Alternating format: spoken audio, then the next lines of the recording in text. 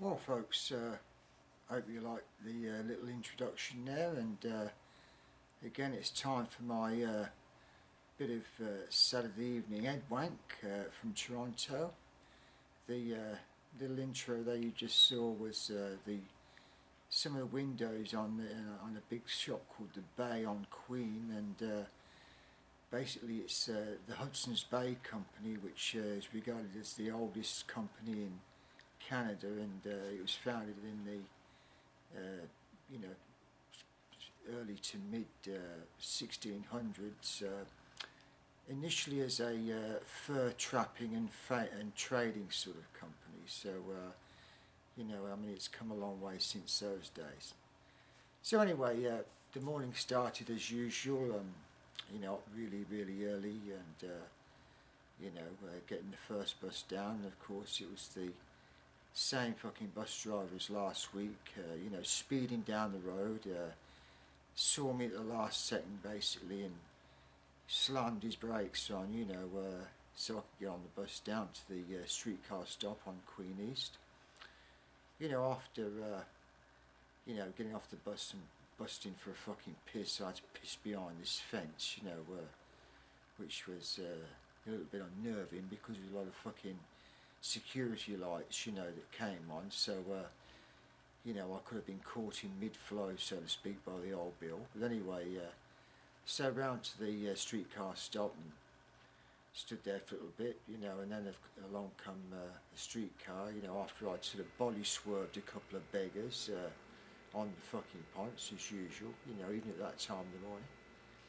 So down again to the corner of Victoria Street and Queen into the Tim Hortons there. I 45 myself with a new line that they have currently. It's the Tim Hortons cinnamon French toast bagel, so I tried one of them out with a coffee, it wasn't too bad. It didn't fucking poison me anyway. So then had a bit of a goggle around as usual, and fuck all as usual, and he said the odd fucking dosser, fucking kipping on the corner, and nothing really interesting. So down to the 7-Eleven shop on Bay and Adelaide sort of area, does the old lotto with a packet of fags, bit of banter with the Chinese staff in there, very nice, and then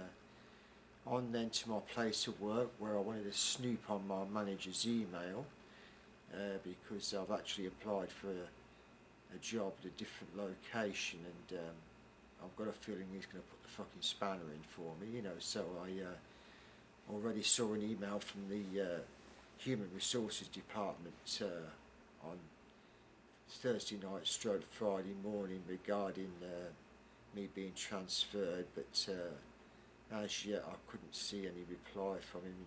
Strangely enough, the email that the HR sent has mysteriously disappeared, so there could be something in it there. So then after, a bit of banter with the guy that works in the office on a Saturday morning, I then fox off down to Union Station on my way up to see Ron, usual venue, as I say, finds Ron at home, and you know, after a little bit of a chit chat, we head off to the Tim Hortons on Young and Eglinton, where we have another little chat, and you know, of course, Ron blows his nose, you know, without a handkerchief as we just coming out of Tim Hortons, and blows snot all over the fucking pavement, you know. So that sort of was a bit embarrassing, but you know, you can't sort of teach an old dog new tricks, basically.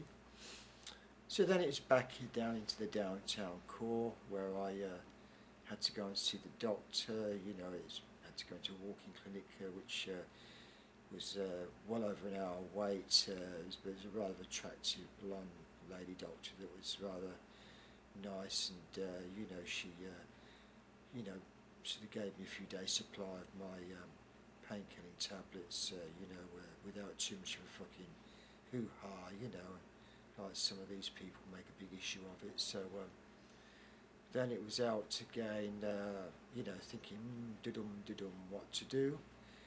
And I look around again for any photo ops, so I thought, I know what I'll do, I'll make my way down to the Eaton Centre, which was just over the road, floated around a bit, you know, had to endure all the fucking ignoramus bullshit people that you tend to find everywhere in Toronto, you know, really rude, pushy people, you know, lots of yobs hanging around, you know, with the fucking caps on back to front, their jeans falling off their arse cheeks, you know, thinking they're looking cool, basically. You know, perused a few things, and you know, as I say, looked at a few watches that I couldn't afford. Oh, by the way, the watch in this shot earlier on, you know, is something I want for Christmas, and it only costs $190, so that's cheap, really.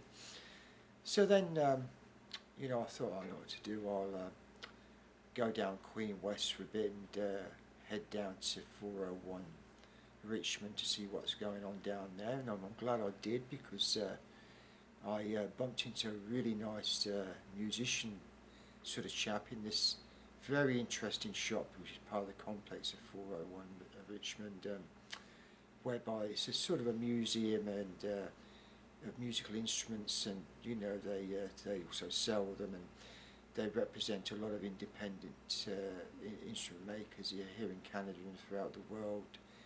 He was showing me some mandolin type instruments, and he seemed quite amazed that I was knowledgeable about things, the origin of the lute and the guitar and everything, since I'm not a musician chiefly. So then he actually struck me to be very, very much alike somebody I know back in England by the name of John Lucci. So I took his photograph. His name was Roger, and he's a very decent guy. I feel that Toronto needs a lot more Rogers in this, you know, it can do with a lot more people like Roger. And of course, Roger's invited me to a party which is on tomorrow afternoon at the venue there, which I will go along, you know, just before I start work. So then on to venue 2, which was Toronto Image Works. You know, again, I wasn't sure what they were showing exhibition wise, so I went to the Ryerson Gallery section. Ryerson, incidentally, is a university here in Toronto. They have an arts department, of course, and there was some rather good black and white images shot with a Hasselblad camera, you know, on display. A young German guy happens to be the artist in residence there at Ryerson. In fact, that's the sort of job I really want, to be honest with you. But anyway, that by the by, I explained to the fat guy, you know, who's in charge of the gallery, basically, why they distinguish themselves as Hasselblads, and you know, and I pointed out that they're printed full neg, and the little nicks in the side of the film magazine form a V after Victor Hasselblad, and you know, all this bullshit, and you know, he seemed quite amazed, you know, at you know, how could a seemingly loony sort of man just wafting off the street, you know, with a camera bag over his shoulder, you know, they have all this fucking knowledge about various things, and you know, and he goes to college, you know. obviously, you know, they think that they know every fucking thing, but he didn't seem a bad chap when all said and done. So then, you know, I did a bit of a body swerve of some posers there that came in and fucked off down to King, where I got the streetcar, you know, again jostled, you know, ignorant fucking bastards as usual.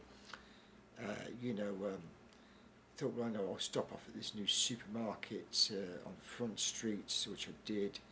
Again, I had to run the gauntlet of the ignoramus element here in Toronto. Back on the streetcar again, which was pretty full as usual, up to Broadview Station. You know, then of course it was just the subway to the bus stop near where I live, and then the connecting bus. So, you know, I was really glad to get home.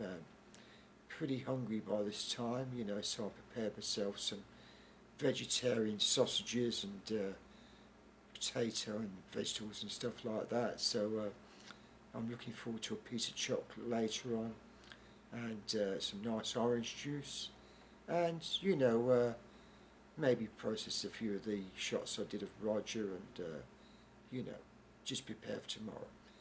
So anyway, that's all for now, folks. I expect I'll be wanking my head off again next week about the life here in Toronto and all the various cunts I have to suffer throughout the week. So with that, you know, as they say, over and out and cut. Can't find the fucking button. There you go.